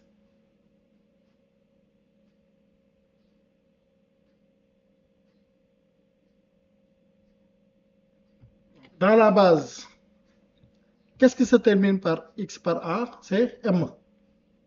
Excusez-moi. C'est plutôt ici, hein? Comme tout à l'heure. Hein? Oui. A, c'est réduit à M. Donc, dans ce cas, la nouvelle pile va devenir quoi? Je mets la nouvelle pile ici. Hein? Je peux gommer, enlever. Je mets la nouvelle pile. Vous comprenez que A sera réduit par AM. Hein? Donc, j'enlève le A à l'intérieur. On est d'accord? Le A là sera réduit à M. On fait une réduction. OK. Donc, je vais mettre grand M. OK? Maintenant, on va prendre grand M qu'on va comparer à A.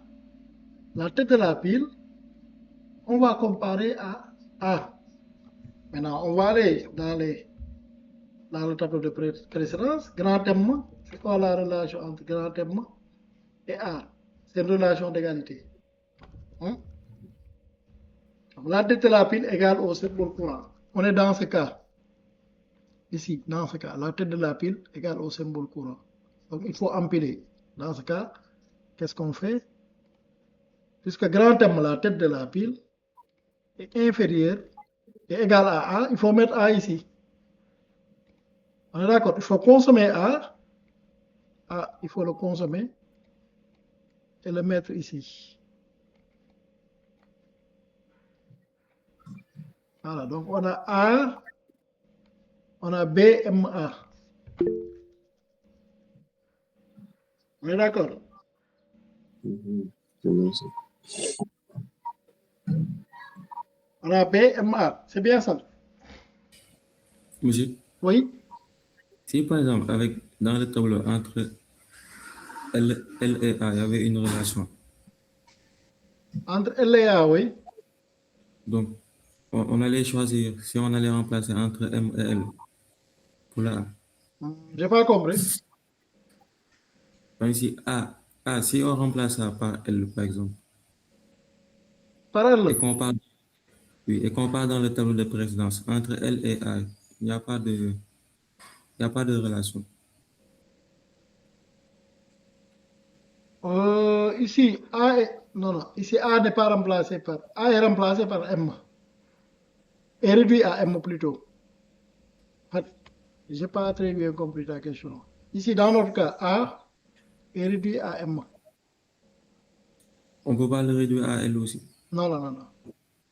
Non, parce qu'il n'y a pas de règle ici. Non, parce que là, vous avez MA. Ici, vous n'avez pas MA. Si vous avez ici A. Non, ici, on peut réduire, par exemple. Ici. Si on a MA ici. Je ne sais pas dans quel sens on lit. Si on lit MA, on peut réduire. Mais, suivant les relations qu'on a, on ne peut pas réduire maintenant. Il faut, par exemple, pour réduire, c'est, regardez, si la condition est réunie, si par exemple on est dans cette situation, si on a la tête de pile, qui est supérieure à l'entrée courant,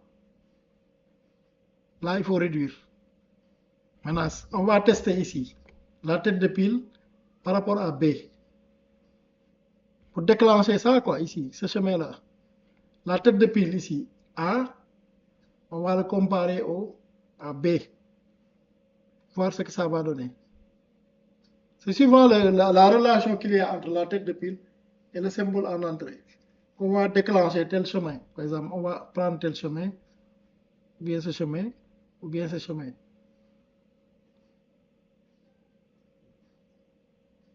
On est d'accord? Oui, mais comme genre ici, on avait dit, se terminant par X. Dans ce cas-là, si ça se termine par A, quoi. Se terminant par X, oui. Mais c'est dans le cas où on a X supérieur à A. C'est-à-dire, c'est quand je compare ici.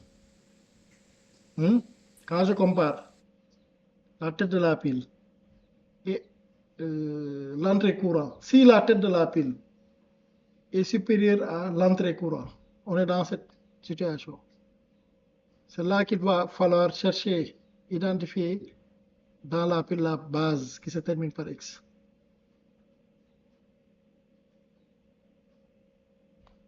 Je ne sais pas si vous comprenez. Ici, M, quand on a comparé M à A, la relation entre M et A, c'est quoi? C'est une relation d'égalité. C'est bien ça, entre M et A. M, ouais, M et A, c'est une relation d'égalité. Maintenant, puisque c'est une relation d'égalité, on est dans ce cas. Regarde, on est ici. Je ne sais pas si vous voyez. On est dans ce cas ici. Là, c'est un test. Hein. Maintenant, si le test c'est ça, si on est dans ce cas-là, il faut empiler. On va pas chercher. Ici, on ne va pas réduire. Si on est dans ce cas-là, on ne va pas réduire. On va prendre l'élément courant, on l'empile. Ce que j'ai fait, j'ai pris A, que j'ai empilé. Maintenant, après, il va falloir tester A, comparer A et B. Vous suivez? Oui, en fait, je demandais si, par exemple, dans le tableau de précédence, là, si L et A, il y avait une relation d'égalité là-bas. Par exemple, on allait choisir lequel entre... Ah, d'accord, ok. En fait, si on a M égale A ici, L égale à A. Oui, on allait choisir lequel. Ah, ok, oui. Bon, parce que là, est-ce que ce ne sera pas une grammaire ambiguë aussi? Parce que là, sera une grammaire ambiguë parce qu'on a un élément qui est réduit à... qui a deux arbres syntaxiques, quoi. Non, j'ai compris le sens de ta question. Mais c'est une grammaire Oui. ambiguë. Oui. Une grammaire, voilà. Je comprends, c'est-à-dire vous avez un mot qui peut être réduit à qui a deux arbres syntaxiques, quoi. Ça, c'est Oui. une grammaire ambiguë. C'est pas une grammaire. Là, il va falloir voir. Hein. Donc, soit dans ce cas, il faut choisir lequel choisir. Bon. Là, c'est une ambiguïté. Maintenant, une grammaire ne doit pas être ambiguë. C'est pas une bonne règle Oui. grammaticale. Voilà. Ça, Oui. j'ai compris votre question. Oui. OK. Maintenant, si A, ici, le prochain, A, on compare à B. On va voir A. A est supérieur à B. D'accord. A supérieur à B. Je vais le mettre ici. A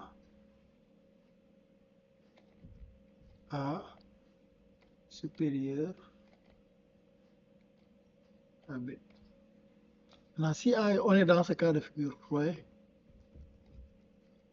on est dans ce cas de figure. La tête de la pile est supérieure à l'élément courant.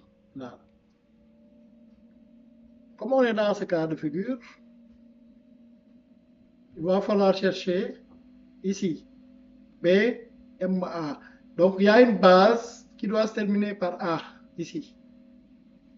Donc, on cherche les bases qui se terminent par A. Ici, vous avez A tout simplement.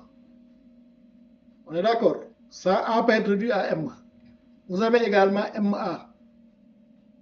MA. Donc, on a une chaîne MA qui peut être réduite à quoi? À N. Vous voyez ici? Maintenant, on n'a pas de chaîne BMA qui peut être réduite. La chaîne qu'on peut réduire, c'est MA ou bien A tout simplement. Maintenant, après, selon votre question, laquelle des deux on va prendre? Bon, puisque ici, cette base est plus longue et constituée de deux éléments, deux symboles M et A, donc on va prendre MA. Donc, si on prend MA, qu'est-ce qu'on aura? Est-ce que vous voyez? On est dans ce cas de figure-là. Donc, dans ce cas de figure, on me dit que identifier dans la pile est là, la base se terminant par X. Ici, dans la pile, parmi les bases ici, X c'est A, hein, parmi les bases, laquelle des bases se termine par A? Vous avez deux bases, cette base A et cette base MA. OK? Parce que MA se termine par A. Si on prend A tout simplement, ça se termine par A. Donc, si on prend MA, qu'est-ce qu'on aura? On va réduire, on va mettre BL. On est d'accord? Bon, j'enlève la gomme. Donc, MA là, le MA, vous voyez le MA? On va enlever MA parce que MA est là. Vous voyez MA? Ce sera remplacé par grand L. Donc, vous enlevez MA, vous mettez grand L. Donc, j'efface ça. Donc, je vais mettre grand L.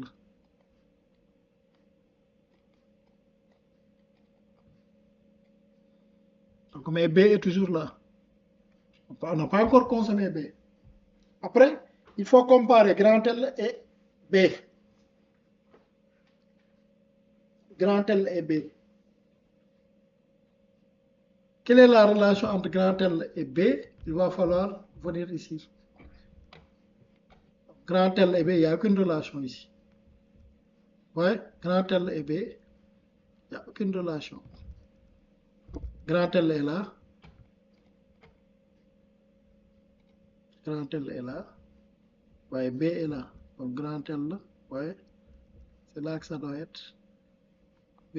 Donc, il n'y a pas de relation. Donc, on va voir ici.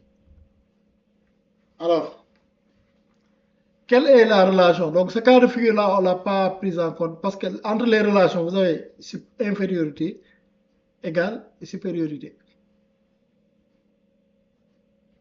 OK? Donc, puisqu'il n'y a pas de relation entre les deux, on peut considérer que c'est une erreur. Il n'y a pas de relation, quoi. Ce n'est pas prévu ici. Normalement, ici, on devait prévoir le cas où il n'y a pas de relation entre les deux. D'accord? Donc, il y a une supériorité, égalité et infériorité, égalité et supériorité. Donc, L entre B et L, il n'y a pas de relation. Là, on considère que c'est une erreur syntaxique. En fait, il n'y a pas de base où on a à la fois L et B.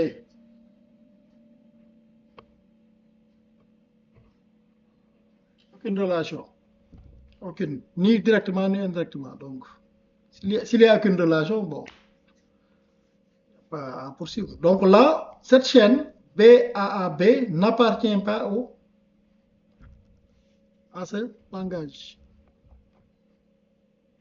Donc tout à l'heure, on était allé jusqu'au bout pour BAB. Vous vous souvenez, on avait réduit jusqu'à avoir Z. Ici, ce n'est pas le cas. Tant qu'on ne peut pas réduire jusqu'à aller à Z, ça veut dire que ce n'est pas bon. Ici, on ne peut rien faire parce que B et L, il n'y a pas de relation. Donc, ce qui reste dans la pile, c'est B et grand L. Donc là, c'est une erreur syntaxique. Pas besoin de poursuivre. Si vous faites par exemple if x, je ne sais pas, if x supérieur à 10, x égale x plus 1. Au lieu de faire x égale x plus 1, vous mettez x égale x plus 1. C'est sûr qu'à un moment donné, si l'étudiant arrivé au niveau de x égale, il ne verra pas de relation entre x égale et suivi de égal. Parce que ça doit être dans un test de if. Ce n'est pas dans un test de if, c'est dans une instruction. Alors là, il va considérer qu'il y a une erreur syntaxique. Il n'y a pas à poursuivre.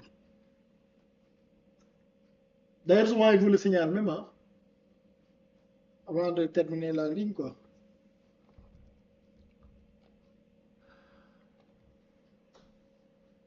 Ok, bon, on est arrivé au terme. Hein.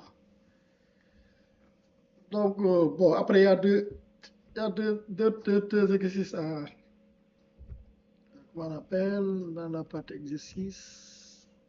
Voilà. Après, vous allez faire B à AB et B parenthèse ouvrante AB pour voir. D'accord? Donc, si vous parvenez à faire les deux, et ça marche, ça veut dire que vous comprenez. Quoi. Maintenant, le principe, c'est comme ça. Hein. Maintenant, si vous êtes très fort, vous pouvez, si on vous donne un ensemble de... Vous définissez une grammaire, on vous donne un ensemble de mots, vous utilisez cet algorithme-là, vous pouvez écrire un programme en Java, si vous voulez, qui puisse, à partir d'un mot qu'on va vous donner, en se basant sur la règle grammaire définie, de voir est-ce que ce mot-là est syntaxiquement correct. Bon, ça, si vous êtes assez avancé, vous pouvez écrire vous pouvez l'écrire. C'est un programme. Mais bon, je ne vous le demande pas pour le moment. Pour le moment, on vous demande de comprendre comment ça fonctionne, théoriquement. Mais après, on verra quand on abordera des cas pratiques avec Java CC. On peut allier la théorie, l'analyse qu'on va faire, voir théoriquement comment on a. Donc, ça nous permet d'avoir une meilleure compréhension de comment fonctionne l'analyseur, quoi. Ok, donc, s'il n'y a pas de questions, donc, je peux vous repartager ce support-là où il y a l'exercice à poursuivre, quoi. D'accord? Sinon, après, en temps, si j'ai d'autres exercices, je vous envoie pour que vous pratiquiez davantage, quoi. Donc, je vais vous envoyer des exercices beaucoup plus complets avec d'autres règles hein, qui sont différentes de... Je pense que sur le slide... Voilà, ça, c'est une autre règle grammaticale, quoi. Ça, c'est une règle qui ressemble à la règle précédente, mais il y a une petite différence. Après, vous allez faire la même chose, faire le tableau de précédence et analyser. Voilà. Donc, je vous remercie. Et allez, bonne fête de Tabaski à tout le monde. J'espère que vous avez acheté le mouton, quoi. Pas encore. Allez, ciao.